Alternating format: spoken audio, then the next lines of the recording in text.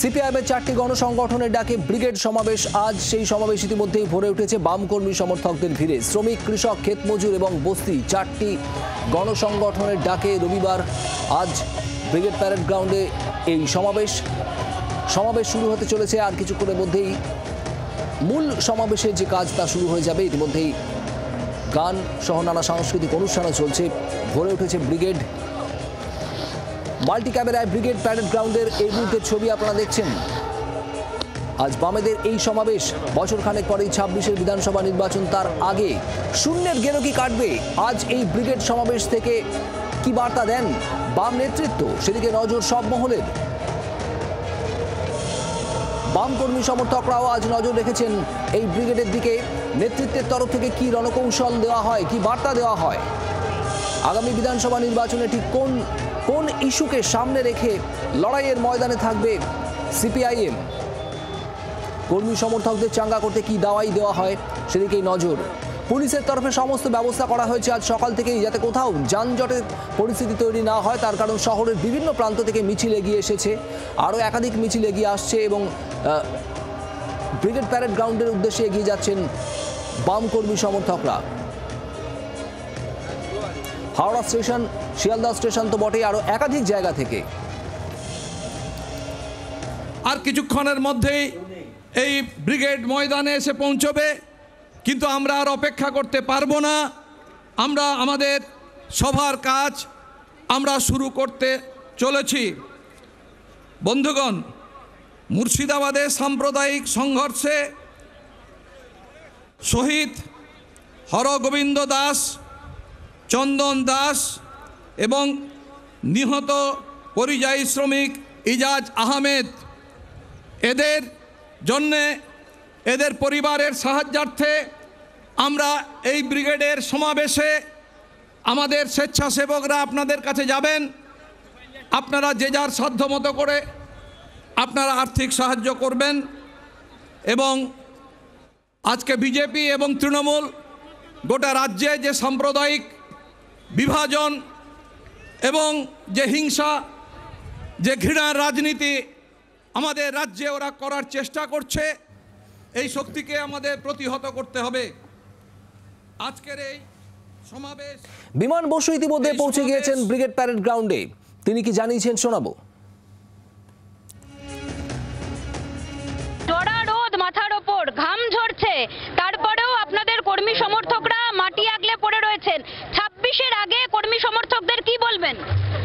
তারা যাতে তাদের যেখানে বসবাস করে সেই এলাকায় মানুষের সঙ্গে কথা বলে, মানুষের সঙ্গে সখ্যতা তৈরি করে এবং মানুষে ঐক্যের মেলবন্ধন তৈরি করার জন্য প্রতিজ্ঞাবদ্ধ হয়। আরও একটা বিষয় উঠে আসছে তৃণমূল এবং বিজেপির তরফ থেকে। গতকাল থেকে এটা বলা শুরু করেছেন যে আপনারা ব্রিগেড ভরান, সিপিআইএম লাল ঝান্ডায় ব্রিগেড ভরায়, কিন্তু ইভিএম এ তারা কিছু করে উঠতে পারে না। তাদের কিছু বলতে চান? কোনো হুঁশিয়ারি? এটা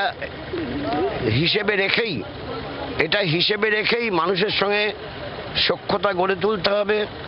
মানুষের সঙ্গে কাঁধে কাঁধ মিলিয়ে তাদের স্থানীয় যে দাবি, সেই দাবিতে লড়াই করতে হবে এবং মানুষের কোনোভাবে জাত, বর্ণ এবং ধর্মের ভিত্তিতে বিভাজন করতে না পারে তা প্রতিরোধ করবে। 26-এ ফিরবেনি? নিশ্চয়ই 26-এর ব্যাপারটা অনেক দূর এখন, কিন্তু 26-এ পৌঁছানোর জন্য যাতে মানুষ সাম্প্রদায়িক সম্প্রীতিতে বসবাস করতে পারে, তার পরিবেশটাকে শক্ত করতে হবে। নির্বাচনের আগে পরিবেশ শক্ত করতে হবে, কারণ 26 দূর নয়, কিন্তু 26-এর আগে যে লড়াইটা লড়তে চাইছেন তার জন্য কড়া বার্তা, কড়া হুঁশিয়ারি এবং বুথ আগলে পড়ে থাকার, এলাকায় পড়ে থাকার বার্তা দিলেন বামফ্রন্ট চেয়ারম্যান, বর্ষিয়ান নেতা বিমান বসু। জি 24 ঘন্টার জন্য ক্যামেরা দেবাশিস চন্দ্রের সঙ্গে মমিতা চক্রবর্তী, কলকাতা। আর আজ সিপিআইএম এর এই ব্রিগেড সমাবেশের আগে কি জানিয়েছেন সিপিআইএম কেন্দ্রীয় কমিটির নেতা সুজন চক্রবর্তী, শোনাবো। ওরা চায় যে যারা বিজেপি বিরোধী অথবা তৃণমূল বিরোধী তারা যেন লাল ঝান্ডার সঙ্গে থাকতে না পারে, থাকলে ওদের বিপদ। লাল ঝান্ডা থাকলে মানুষের জীবন জীবিকা, রুটি রুজি লড়াই, আর তার বাইরে তৃণমূল থাক আর বিজেপি থাক, ওদের ভাগাভাগির গল্প। ফলে তৃণমূলও চায় যে লাল না থাকুক বিজেপিতে যাক, বিজেপি মনোভাব লাল না থাকুক বিজেপিতে না আসলে তৃণমূলে যাক। এসএফআই রাজ্য সম্পাদক দেবাঞ্জন দে তিনি কি জানিয়েছেন শোনাবো আপনাদের। গোটা রাজ্যের গরিব গুরব মানুষ যারা প্রতিদিন তাদের হকের অধিকার থেকে বঞ্চিত হচ্ছে, তারা আজকে এখানে এসে পৌঁছেছে। এই পরিবারগুলোর ছেলেমেয়েরাই কিন্তু প্রতি বছর ড্রপ আউট হয়ে যাচ্ছে, পকেটে পয়সা নেই বলে তারা পড়াশোনার অধিকার থেকে বঞ্চিত হচ্ছে। আর এখন তো শুধুমাত্র ছাত্রছাত্রীরা ড্রপ আউট হচ্ছে এমন নয়, শিক্ষকরাও ড্রপ আউট হচ্ছে আমরা দেখেছি। ড্রপ আউট হওয়া শিক্ষকদেরকেও স্কুলে ফেরানোর লড়াইটা আমরা লড়ছি। খেটে খাওয়া মানুষের লড়াইয়ের উত্তাপ, সেই উত্তাপটা গ্রহণ করতে আজকে গোটা ভারতের ছাত্র ফেডারেশন, ছাত্র সমাজ তারা এই ব্রিগেডের সমাবেশে উপস্থিত হয়েছে। আজ এই ব্রিগেড সমাবেশ নিয়ে কি বলেছেন মীনাক্ষী মুখার্জি শোনাবো আপনাদের। গোটা রাজ্যের খেটে খাওয়া মেহনতি মানুষ ব্রিগেডের মাঠে বার্তা দিতে আসছে যে ঘামের দাম নিয়েই ছাড়বো। এখানে আর আমার বা এখানে যারা উপস্থিত হচ্ছে তাদের আলাদা করে কোনো বার্তা নেই, কথা একটাই, সেই কথা অনুযায়ী কাজ। ব্রিগেড প্যারেড গ্রাউন্ডের ছবিটা এই মুহূর্তে আপনাদের দেখাবো। সেখানে ইতিমধ্যেই সবার কাজ শুরু হয়েছে। বস্তি উন্নয়ন সমিতির পক্ষ থেকে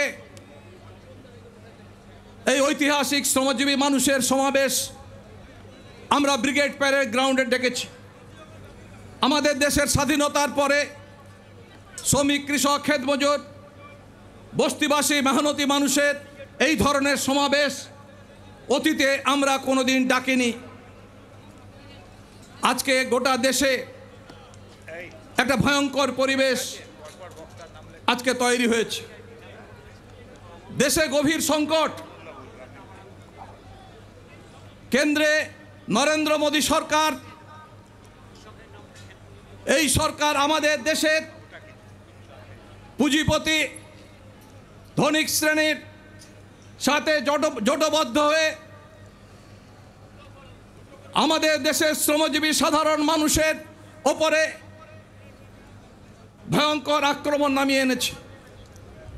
গত 11 বছর ধরে কেন্দ্রে বিজেপি সরকারের যে দেশ বিরোধী, জাতীয় স্বার্থ বিরোধী যে অর্থনৈতিক নীতি, সেই অর্থনৈতিক নীতি আমাদের দেশের শ্রমজীবী মানুষ, শ্রমিক, কৃষক, ক্ষেতমজুর, বস্তিবাসী গরিব মানুষ, আমাদের দেশের ছাত্র যুব, আমাদের দেশের প্রতিটি মেহনতকারী মানুষের জীবনে যে ভয়ঙ্কর আক্রমণ নামিয়ে এসেছে, যার ফলে আজকে গোটা দেশে শ্রমজীবী মানুষের জীবন দুর্বিষহ হয়ে উঠেছে। বাংলার আওয়াজ, বাঙালির আবেগ, জি 24 ঘন্টা।